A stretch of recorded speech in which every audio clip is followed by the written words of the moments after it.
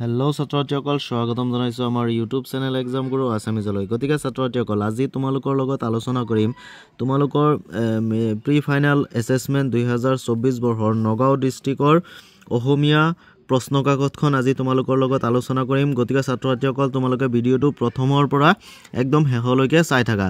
ছাত্ৰছাত্ৰীসকল ইয়াতে তোমালোকে নগাঁও ডিষ্ট্ৰিক্টৰ প্ৰশ্ন কাকতখন চাব পাৰি আছা, যিটো আজি এক্সাম হৈ গৈছে। গতিকে ছাত্ৰছাত্ৰীসকল ইয়াতে 1 মাৰ্কছৰ যিটো প্ৰশ্ন আছে তোমালোকে প্ৰথমতে চাব পাৰি আছা যে প্ৰথমটো প্ৰশ্ন আছে যে আপুনি যদি দুখীয়া হৈ জন্ম হৈছে হেয়া আপোনাৰ ভুল নহয়, কিন্তু আপুনি যদি দুখীয়া হৈ মৰে হেয়া আপোনাৰ ভুল।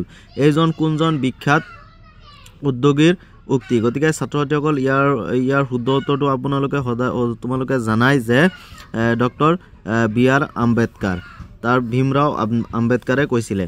তাৰপিছত ছাত্ৰছাত্ৰীসকল কিহে অসমীয়া জাতিক অধিক কটকটীয়া কৰি তুলিলে।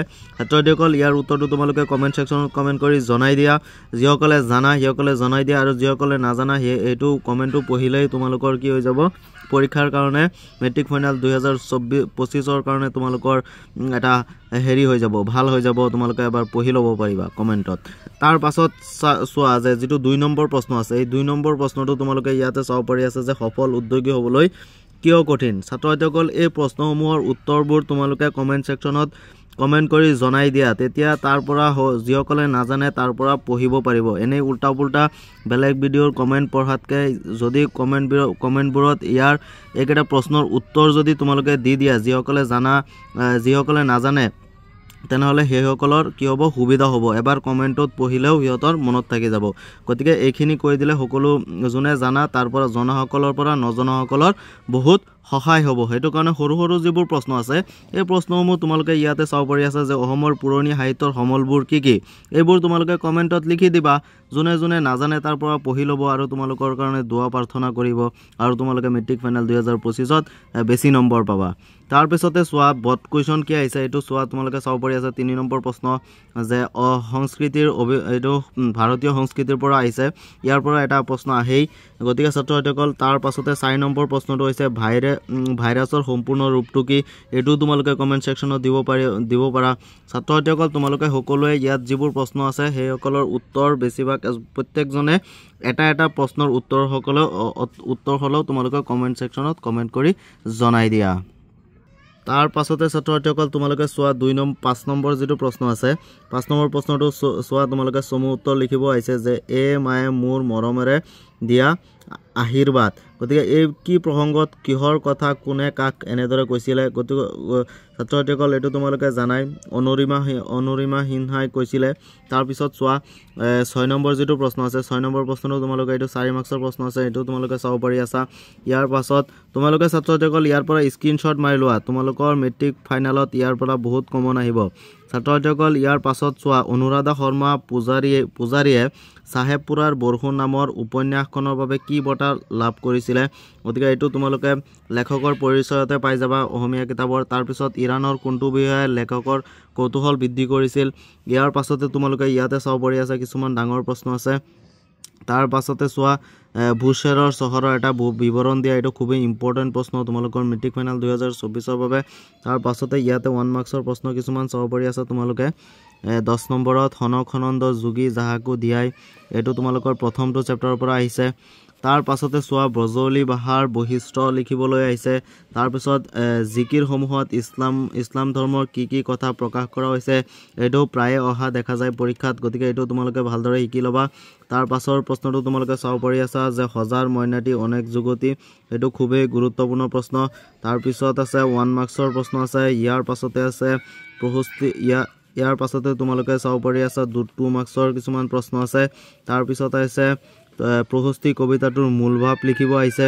গতিকে ছাত্ৰছাত্ৰীসকল ইয়াৰ পাছত তলৰ যিকোনো এটা ব্যাস বাক্য দি সমাসৰ নাম লিখিব আহিছে। এইকেইটা খুবেই ইম্পৰ্টেণ্ট। মৌচাক কি হ'ব, মোৰ চাক হ'ব। তাৰপিছত ইয়াৰ পিছত আহিছে সন্ধি ভাঙা তোমালোকৰ। তাৰপিছত আহিছে সৰল বাক্যলৈ পৰিৱৰ্তন কৰা। তাৰ পাছত আহিছে নত্যবিধি আৰু সত্যবিধি হোৱাৰ কাৰণ লিখা। তাৰপিছত আহিছে যথাস্থানত যতি চিহ্ন বহুৱা।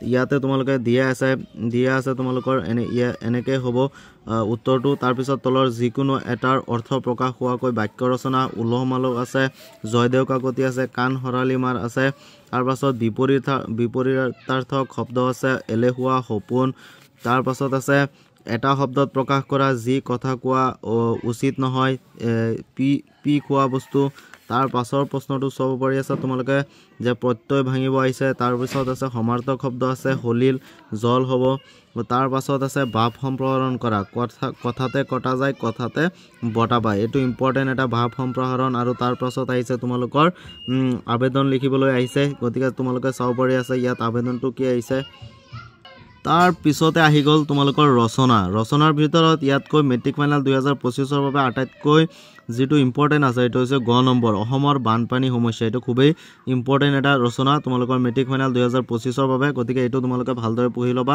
তোমাৰ জীৱনৰ লক্ষ্যটো ইম্পৰ্টেন্ট তাৰ পাছতে ইয়াতে তোমালোকে কিছুমান প্ৰশ্ন চাব পাৰি আছা তাৰ পাছত অসমীয়া গদ্য সাহিত্যৰ জন্মদাতা কোন এটো ভট্টদেৱ সকলোৱে জানায় আৰু এটো প্ৰশ্ন প্ৰায় পৰীক্ষাতে অহা দেখা যায় তাৰ পাছতে কুলক্ষয় দুহক কিয় মহাপাপ বোলা হৈছে এটো খুবেই ইম্পৰ্টেন্ট প্ৰশ্ন তাৰ পাছৰ প্ৰশ্নটো ইম্পৰ্টেন্ট ইয়াতে তোমালোকে ধুনিয়াকে ইম্পৰ্টেন্ট প্ৰশ্নসমূহ চাব পাৰি আছা এই প্ৰশ্নসমূহ তোমালোকে আজিয়ে শিকি লবা ইয়াৰ পাছতে কিছুমান প্ৰশ্ন তোমালোকে চাব পাৰি আছা ইয়াতে তোমালোকে স্ক্ৰিনশ্বট মাৰি ললে লৈ লোৱা আৰু ইয়াৰ পৰাই স্ক্ৰিনশ্বট মাৰি তোমালোকে কিতাপৰ পৰা মেলি কিতাপখনৰ পৰা চাই তোমালোকে উত্তৰখিনি মুখস্থ কৰি লোৱা কাৰণ মেট্ৰিক ফাইনেলৰ কাৰণে আৰু বেছি দিন নাই মাত্ৰ 1 মাহহে আছে তাৰ পাছত তোমালোকৰ ইয়াতে চাব পাৰি আছা প্ৰশ্ন কিছুমান আহিছে শুদ্ধকৈ লিখিব আহিছে তুমি মোক কিয় এইদৰে গালি দিছা তাৰ পিছত গাখীৰখিনি পৰিল এখিনি কি কৰিছে উপসৰ্গ ব্যৱহাৰ কৰি শুদ্ধ বাক্য লিখিব কৈছে ইয়াৰ পাছতে তোমালোকে আৰু দুটামান প্ৰশ্ন আছে হেতু হৈছে যে সমাৰ্থক শব্দ সমীপ আছে সমীপ মানে কি হ'ব ওচৰত হ'ব